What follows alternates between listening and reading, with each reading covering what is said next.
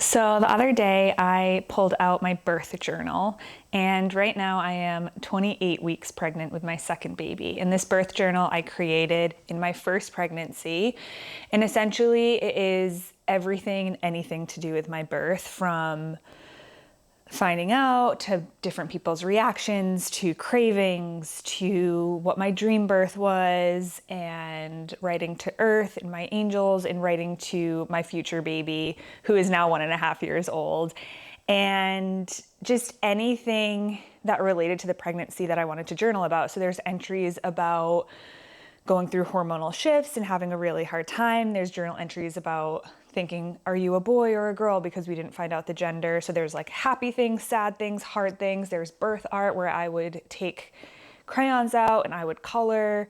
There's, entries about my fears and just kind of everything under the sun from my first pregnancy. And I actually don't know exactly when I did start journaling in that birth journal for that pregnancy. But for this second pregnancy, obviously I have a toddler now that is 1.5, and it's just looked a lot different than my first pregnancy did, as I'm sure a lot of other mothers and fathers can relate, just because once you have a child in the world, a lot of your attention has to go to them, and you really have to set aside time to connect with the baby within you, and to also have time to yourself to journal and to connect with your pregnancy or with your partner's pregnancy if you are a male. So anyways, I pull out this journal. I'm 28 weeks. I'm already feeling like I am so far behind in journaling in my birth journal.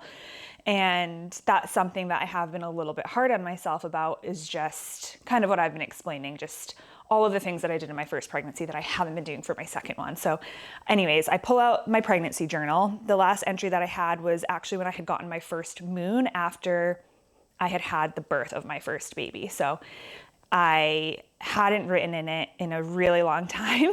So it was pretty crazy to like reopen it and be like, okay, we're diving back in, second pregnancy, here we go.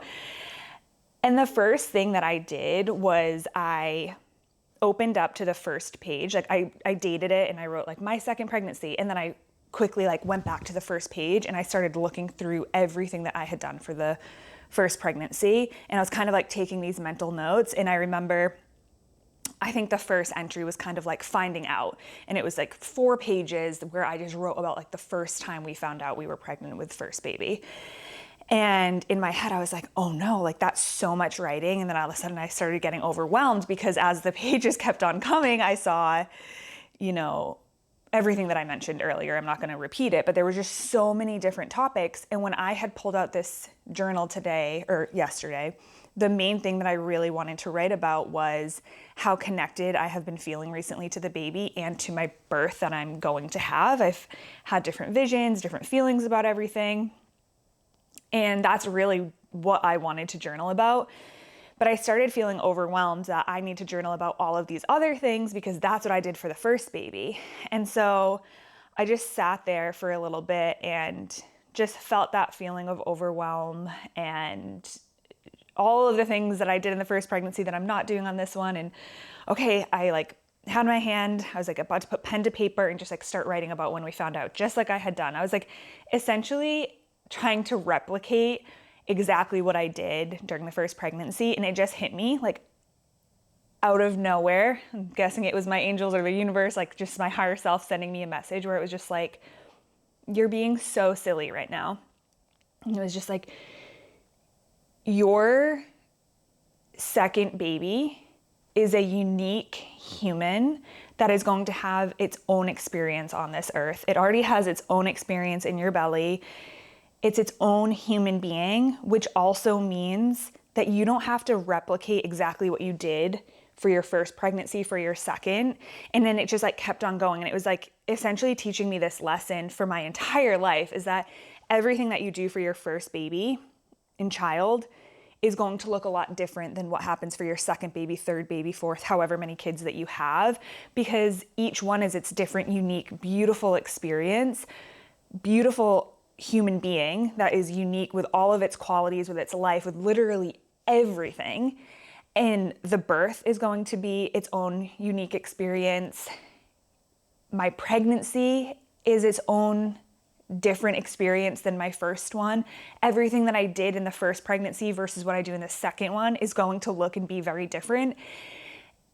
And reminding myself, and essentially also reminding you, because I feel like a lot of people go through this, is that you don't need to pressure yourself to make them look the same and feel that you're not doing enough for this one or that one, because like you are doing, all that you are doing is pouring love into these children no matter what, and just trying to take care of them and yourselves and your family.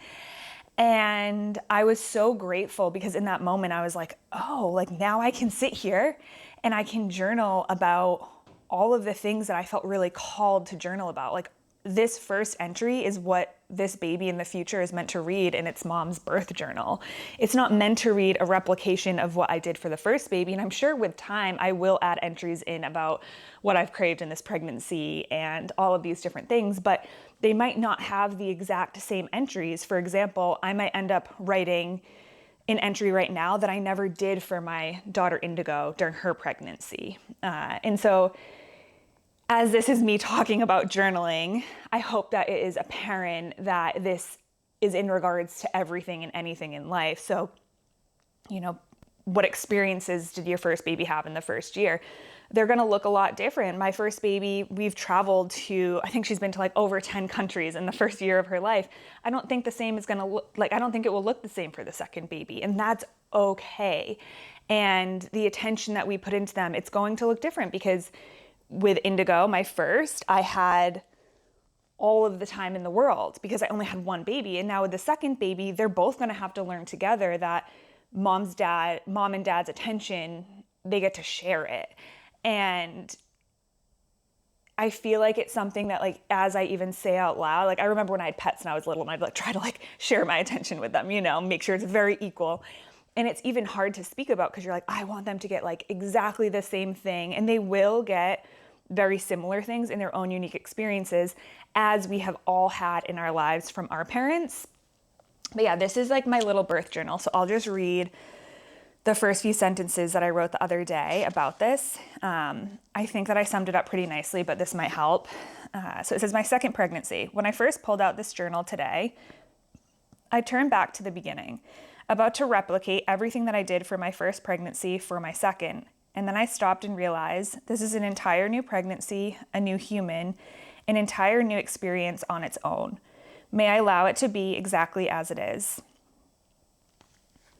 And yeah, just essentially leaving that as the message today is allowing your pregnancies, your children, your births, and just everything to be their own unique, beautiful experiences and not trying to replicate and make them be the exact same, and just giving yourself grace and time to just like breathe and know that you are doing such a beautiful job and that the universe, the angels, earth, everything is here to support you. And so I guess also just coming back to your breath whenever you're feeling overwhelmed and any of these feelings might come up, because I do know that it's very normal to feel the pressures and that it's something that's not just going to go away. Like I'm not just going to be like, okay, it's all better, you know, like this is something that's going to continue to come up, but just learning the lesson that each and every human being that comes on this earth is having their own unique, sacred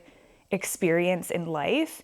And that includes every single thing that brings them here. That includes the pregnancy, that includes the birth, that includes your postpartum period, and that includes their life and everything that you do with them in their life. And so this will continue to come up, and just coming back to your breath if it is feeling overwhelming or pressure, you're feeling fear, or if you're feeling any negative emotion, the best thing that you can do is just center yourself. Find your breath. It's completely free. You can do it anywhere at any time. If you are able to close your eyes and really get into it, amazing. If you're driving, that's okay. Just notice the air coming in through your nose and out through your mouth. And so I feel like that's a perfect place to just come together right now and take a few deep breaths and yeah, finding a comfortable position. And closing down your eyes. Noticing the air And just noticing it coming in through your nose and out through your mouth. In through your nose and out through your mouth.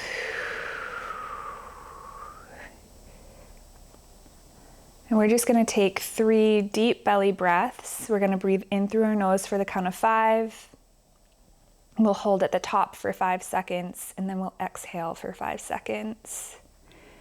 In 3, 2, 1, breathing in.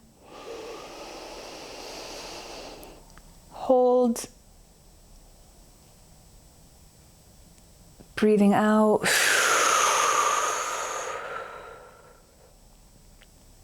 And breathing in. Hold. And breathing out. And one last breath. May this be the biggest, deepest breath of the day. Breathing in. Holding. Breathing out.